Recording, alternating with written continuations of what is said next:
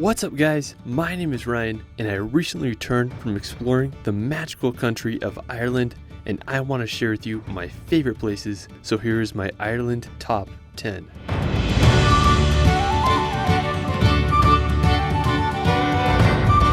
Ireland is easily one of the most enchanting places on earth. From the Cliffs of Moher to the daunting Skellig Island, Ireland is a mystical land just waiting to be explored.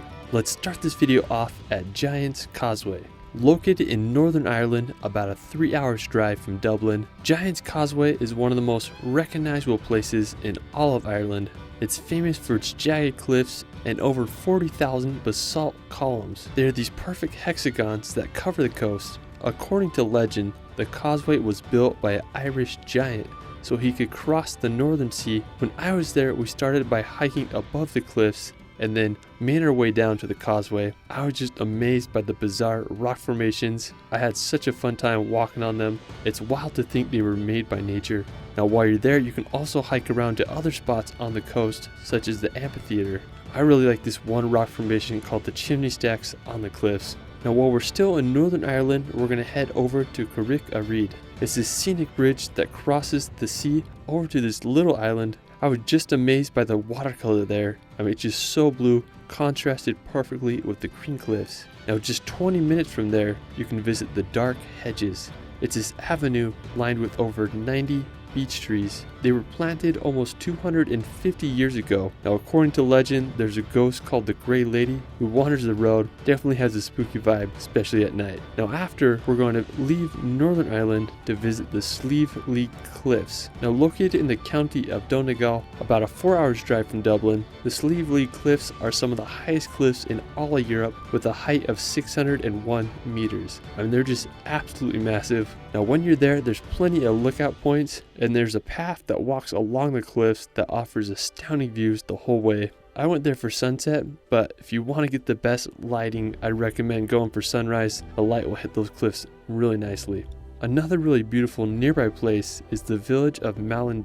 Now it's just a 30-minute drive from Slieve and it's home to one of the best beaches in all Ireland called the Silver Strand. It's this horseshoe-shaped beach surrounded by green cliffs. Now if the ocean wasn't so cold, you would think you were on a tropical island. Now there's a stairway that walks you down to the beach. I had such a great time walking along the sand and exploring the grassy cliffs. Also in Malin, there's this really cool Napoleonic signal tower that was built over 200 years ago, and you can also get another vantage point of the Slieve Cliffs from there. Now while we're still in Donegal, you can visit Mount Errigal. Now it's the tallest peak in Donegal with a height of 751 meters. Now if you're up for a challenge, you can make the 4-kilometer hike to the top to get some phenomenal views of the area.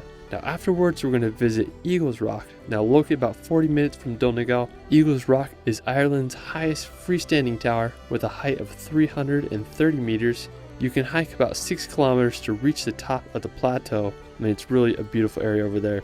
Now afterwards, we're going to head back to the coast to visit Downpatrick Head. Now located on the wild Atlantic Way in North Mayo, it's a distinctly shaped headland home to the impressive Dún Bristí sea stack. Now during World War II, a lookout post was built here with the markings of Air 64, which was used by American aircraft so they knew they had reached neutral Ireland. I mean, I never knew what the purpose of those markings meant. I guess air is the Irish word for Ireland. Anyways, it's just pretty cool history. Afterwards, we're going to visit the most famous place in all Ireland, the Cliffs of Moher. Now located on Ireland's west coast, about a 3-hour drive from Dublin, the cliffs stretch over 14 kilometers, with the highest reaching 214 meters above the sea. Now when you go to the cliffs, you can park at the visitor center. When we were there, we parked at this place called Garen's Path. It's about €5 a person and a short walk to the cliffs, and not nearly as many people were there. Anyways, when we reached them, I was just amazed by the size of the cliffs. I mean, they were way bigger than I imagined, and they just drop off straight into the ocean. If you want to walk to the end of the cliffs, you can make the trek to Hag's Head.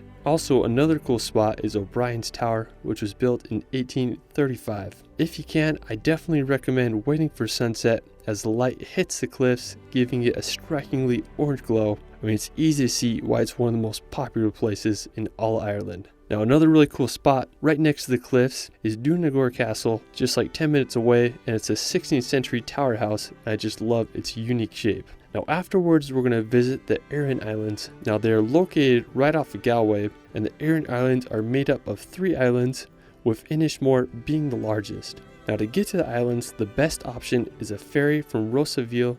You can also leave from Downloe, which is close to the Cliffs of Moher. Now the island is covered in these recognizable stone walls made from limestone. I mean, they're just literally everywhere. Now while you're on the island, you can rent a bike or just walk around and explore the intriguing landscapes and historical sites of the Aran Islands. Now another really cool place on the mainland of Ireland is Derryclare Lough.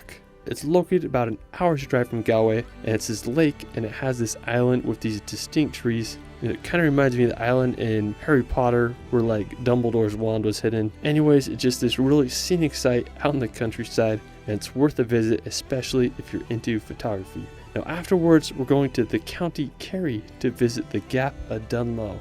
Now located in the southwestern tip of Ireland, about a 4-hour drive from Dublin. The Gap of Dunloe is this incredibly scenic mountain pass. Now you can drive it if you're comfortable with skinny, windy roads. Now we parked at the beginning of the pass near Kate Kearney's cottage and then walked up. Now one of my favorite features of the Gap of Dunloe is its bridges. You can reach the Wishing Bridge with just a short walk from the parking lot. Another thing I really loved about the pass was just the size of the mountains. I mean, they were just absolutely massive, and they were just covered in this dark green color. Now afterwards, we're going to visit the Kerry Cliffs. Now located about an hour's drive from Killarney, the Kerry Cliffs are some of the most beautiful in all Ireland. They are over 300 meters high, and many people told me they liked them a lot more than the Cliffs of Moher. The cliffs have such a unique color and finger-like sections that extend into the sea. I mean, there's plenty of viewpoints, and it's just overall a great place to visit. Now for our final destination, we're going to visit the Skellig Islands. Now this was the main reason I wanted to go to Ireland. There are these 2 islands located off of Kerry and are truly out of this world. The only way to get to the islands is by boat. We went with the company Skellig Michael Voyage. I'll link them in the description below. We left from the town of Portmagee. Now the ride out to the islands was no joke. The sea was rough, but it definitely added to the adventure. After about an hour of boating, we made it to the island. We got off the boat, and I was just so freaking stoked. We just started walking up the island's path until we reached the stairs that lead up to the top to the monasteries. Now the stairs were just beyond cool. There were hundreds if not thousands of puffins burrowed right next to the stairs and on the island slopes. I mean, they were just so freaking cute.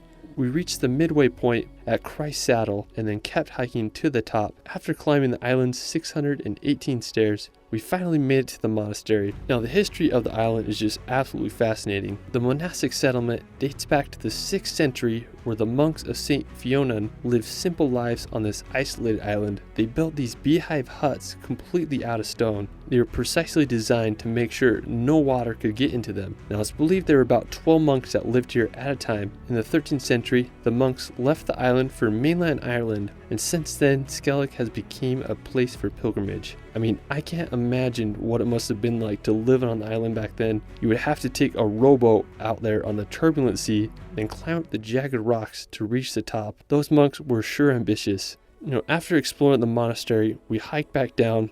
I just couldn't believe how windy it was up there. We got back on the boat and went over to the northern side of the island, and then on our way back we stopped at Little Skellig. This island is uninhabited, but it's home to one of the largest colony of northern gannets in the world. I mean, I couldn't believe how many birds there were, and you sure could smell them. All in all, the Skellig Islands were one of the coolest places I've ever been, and I couldn't recommend them enough. If you do visit, you can either do a landing tour or just boat around the island. Obviously, I recommend you do a landing tour. Well, that is it for my Ireland top 10. It's one of my new favorite countries, and I just love it so much. I'll be back for part 2. Let me know where your favorite place in Ireland is in the comments below. I also have a relaxation channel where I make hour-long films to bring some peace and nature in your life. I did a video on Ireland with Celtic music that I know you'll enjoy. You can find me on Instagram and TikTok at shirley.films. It's Ryan, and we will see you later.